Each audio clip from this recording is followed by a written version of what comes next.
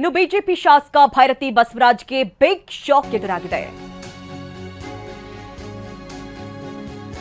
Supreme ಕೋರ್ಟ್ನಲ್ಲೂ ನಿರೀಕ್ಷಣಾ ಜಾಮೀನು ಅರ್ಜಿ ವಜಾಗೊಂಡಿದೆ. ನಿಯಮಿತ ಜಾಮೀನಿಗೆ ಅರ್ಜಿ ಹಾಕಿ ಅಂತ ಸುಪ್ರೀಂ ಕೋರ್ಟ್ ತಿಳಿಸಿದೆ.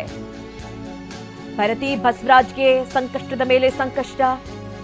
ಈಗ ಮೊನ್ನೆ ತಾನೇ ಹೈಕೋರ್ಟ್ ಜಾಮೀನು ಅರ್ಜಿಯನ್ನ ವಜಾಗೊಳಿಸಿತ್ತು. ಅದರ ಬೆನ್ನಲ್ಲೇ ಸುಪ್ರೀಂ ಕೋರ್ಟ್ನಲ್ಲಿ ಅರ್ಜಿಯನ್ನ ಸಲ್ಲಿಸಲಾಗಿತ್ತು. ನಿರೀಕ್ಷಣಾ ಜಾಮೀನು ಅರ್ಜಿಯನ್ನ ಸುಪ್ರೀಂ ಕೋರ್ಟ್ ಕೂಡ ವಜಾಗೊಳಿಸಿದೆ. ನಿಯಮಿತ ಜಾಮೀನಿಗೆ ಅರ್ಜಿ ಹಾಕಿ ಅಂತ ಹೇಳಿ ಸುಪ್ರೀಂ ಕೋರ್ಟ್ ಈಗ ಸೂಚನೆಯನ್ನ ಕೊಟ್ಟಿರೋದು. ಒಂದ್ ಕಡೆ ಈ ವಿಚಾರಕ್ಕೆ ಸಂಬಂಧಪಟ್ಟಂತೆ ತನಿಖೆ ನಡೀತಾ ಇದೆ. ಇನ್ನೊಂದ್ ಕಡೆ ಭೈರತಿ ಬಸವರಾಜ್ ಅವರು ಅಧಿಕಾರಿಗಳಿಗೆ ಸಿಗ್ತಾ ಇಲ್ಲ. ಫೋನ್ ಸ್ವಿಚ್ ಆಫ್ ಮಾಡಿ ಎಲ್ಲೋ ಎಸ್ಕೇಪ್ ಆಗಿದ್ದಾರೆ. ಅವರ ಹುಡುಕಾಟದಲ್ಲಿ ಅಧಿಕಾರಿಗಳಿದ್ದಾರೆ. ಅದರ ಜೊತೆಯಲ್ಲಿ ಎಲ್ಲೋ ಇದ್ದಂತಹ ಭೈರತಿ ಬಸವರಾಜ್ ಅವರು ನಿರೀಕ್ಷಣಾ ಜಾಮೀನಿಗೆ ಅರ್ಜಿಯನ್ನ ಸಲ್ಲಿಸುತ್ತಲೇ ಇದ್ದಾರೆ. ಆದರೆ ನಿರೀಕ್ಷಣಾ ಜಾಮೀನಿನ ಅರ್ಜಿ ವಜಾಗೊಂಡಿರೋದು. ಸುಪ್ರೀಂ ಕೋರ್ಟ್ ಕೂಡ ನಿರೀಕ್ಷಣಾ ಜಾಮೀನು ಅರ್ಜಿಯನ್ನ ವಜಾಗೊಳಿಸಿದೆ. ಜೊತೆಗೆ ಈಗಾಗಲೇ ಭೈರತಿ ಬಸವರಾಜ್ಗೆ ಮತ್ತಷ್ಟು ಸಂಕಷ್ಟ ಎದುರಾದಂತೆ ಕಾಣಿಸ್ತಾ ಇದೆ.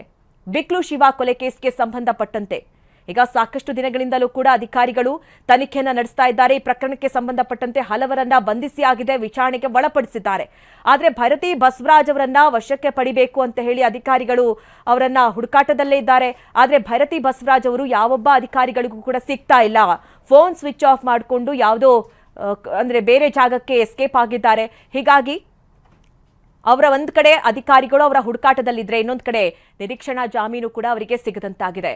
ಈ ಬಗ್ಗೆ ಹೆಚ್ಚಿನ ಡೀಟೇಲ್ಸ್ ಅನ್ನ ನೀಡ್ತಾರೆ ನಮ್ಮ ಪ್ರತಿನಿಧಿ ಮಹೇಶ್. ನೇರ ಸಂಪರ್ಕದಲ್ಲಿ ನಮ್ಮನ್ನ ಜಾಯ್ನ್ ಆಗ್ತಾ ಇದ್ದಾರೆ. ಮಹೇಶ್, ಈಗಾಗಲೇ ಸುಪ್ರೀಂ ಕೋರ್ಟ್ನಲ್ಲೂ ಕೂಡ ನಿರೀಕ್ಷಣಾ ಜಾಮೀನು ಅರ್ಜಿ ವಜಾಗೊಂಡಿದೆ. ಹಾಗಾದ್ರೆ ಭೈರತಿ ಬಸವರಾಜ್ ಅವರ ಮುಂದಿರುವಂತಹ ಈಗ ಆಪ್ಷನ್ಸ್ಗಳು ಏನು ಮಹೇಶ್? ಮತ್ತು ಖಂಡಿತ ಭೈರತಿ ಬಸವರಾಜ್ಗೆ ಸಂಕಷ್ಟ ಎದುರಾಗಿರುವಂಥದ್ದು ಪ್ರಮುಖವಾಗಿ ಸುಪ್ರೀಂ ಕೋರ್ಟಲ್ಲಿ ಅರ್ಜಿ ವಜಾ ಆಗಿರುತ್ತದೆ. ಅಂದರೆ ಎರಡು ಕಡೆ ವಾದ ಮಾಡಿದಂಥ ಏನು ನ್ಯಾಯಾಧೀಶರಿಗೆ ತೀರ್ಪನ್ನು ನೀಡಿರುತ್ತದೆ. ಅಂದರೆ ಈಗ ಏನು ಇವರು ಅರ್ಜಿ ವಜಾ ಮಾಡಿರುವಂಥ ಹಿನ್ನೆಲೆ ರೆಗ್ಯುಲರ್ ಬೇಲ್ ಏನಿದೆ ಅದಕ್ಕೆ ಅರ್ಜಿ ಹಾಕೋದು ಕೂಡ ಆದೇಶ ಕೂಡ ಮಾಡಿರುವಂಥದ್ದು. ಈಗ ಈ ಸದ್ಯಕ್ಕೆ ಸಂಕಷ್ಟ ಎದುರಾಗ್ತಿದೆ. ಅಂದರೆ ಪ್ರಮುಖವಾಗಿ ಪೊಲೀಸರು ಕೂಡಲೇ ಅವರನ್ನು ಏನು ಬಂಧನ ಮಾಡುವಂಥ ಪ್ರಯತ್ನ ಕೂಡ ಮಾಡ್ಬೋದು. ಅದ್ರ ಜೊತೆಗೆ ಇವರು ಬೇರೆ ಅಂದರೆ ಕಾನೂನು ರೀತಿಯಲ್ಲಿ ಏನೆಲ್ಲ ಕ್ರಮ ಕೈಗೊಳ್ಬೇಕು ಆ ರೀತಿಯಲ್ಲಿ ಪ್ರಯತ್ನ ಮಾಡಬೇಕಾಗುತ್ತೆ. ಆದರೆ ಈಗ ಸದ್ಯ ಸುಪ್ರೀಂ ಕೋರ್ಟ್ ಆದೇಶದ ಮಾರಿಗೆ ಅಂದರೆ ಇವರು ಮತ್ತೆ ರೆಗ್ಯುಲರ್ ಬೇಲ್ ಹಾಕೋವರೆಗೂ ಕೂಡ ಪೊಲೀಸರು ಅವ್ರನ್ನ ವಶಕ್ಕೆ ಪಡೆಯುವಂಥ ಸಾಧ್ಯತೆ ಹೆಚ್ಚಿರುವಂಥದ್ದು.